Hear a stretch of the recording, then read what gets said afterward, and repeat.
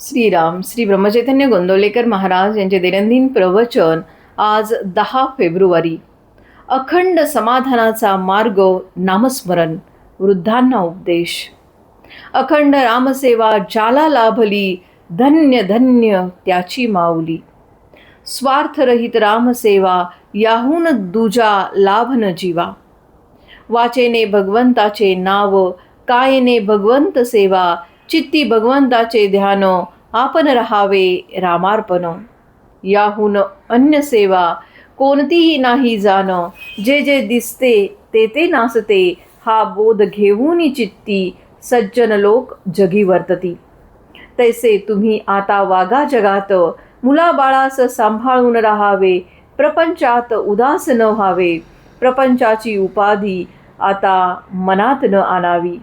उपाधी वेगळे झाला ऐसे ऐकू द्यावे मला. उपाधीत राहिला परी चित्ताला न वास दिला. ऐसे ठेवा मनी राम आनावा ध्यानी. आता या परते हित नाही दुसरी जगात. हा माझा बोल न मानावा फोल.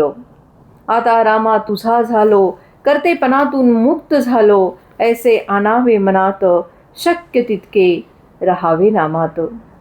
याहून दुसरे न आणावे मनात. लौकिकातील मान अपमान याचे सोडावे उदक.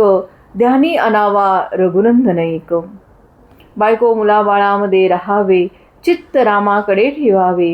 होईल तेवढे नाम घ्यावे, अंतरी परमात्मा त्यास. ठेवून साक्ष भावे भजावे रघुनाथास. न सोडावा मनाचा धीर, मागे आहे रघुवीर.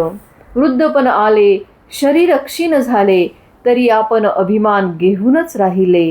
त्यास सोडावे दूर, प्रपंचात वृद्धपणी फारसे न पहावे. मुलास मार्ग दाखवून सुखी राहावे. औषध पथ्यपाणी सांभाळावे, पण दुःखी कष्टी कधी न व्हावे. शरीर संपत्ती क्षीण झाली, तरी वृत्ती क्षीण नाही बनली. जोवर देहाची संगती, तोवर मी माझे ही वृत्ती. आता वृत्तीस राखावी रामापाशी, दुजी उठू न द्यावी त्या परती. आजवर जे घडले ते प्रापंचिक परमार्थिक शोभले. ते रामकृपेने झाले, हे ठेवावे चित्ती. आता न सोडावा रघुपती. वयोमानाने शरीर होते क्षीण, वागणे आहे फार जपून. देह आळशी न ठेवावा हे जरी खरे, तरी त्याची परिस्थिती ओळखून राहणे हे बरे.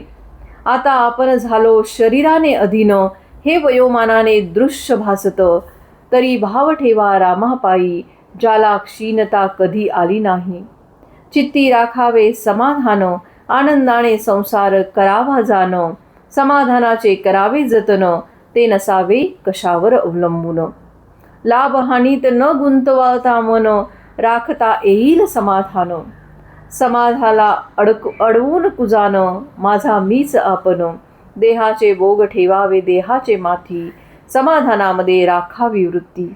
सर्व करता राम हा भरोसा ठेवावा ठाम, मग काळजीचे उरले नाही काम. हे सर्व जुळते म्हणता राम राम, तरी सर्वांनी घ्यावे राम नाम. व्हावे परमात्म्याचे आपण, कृपा करील रघुवीर. आजचे बोधवचन. मागणे तुम्हा एकच पाही, नामा वाचून दूर कधी न राही. जय जय रघुवीर समर्थ.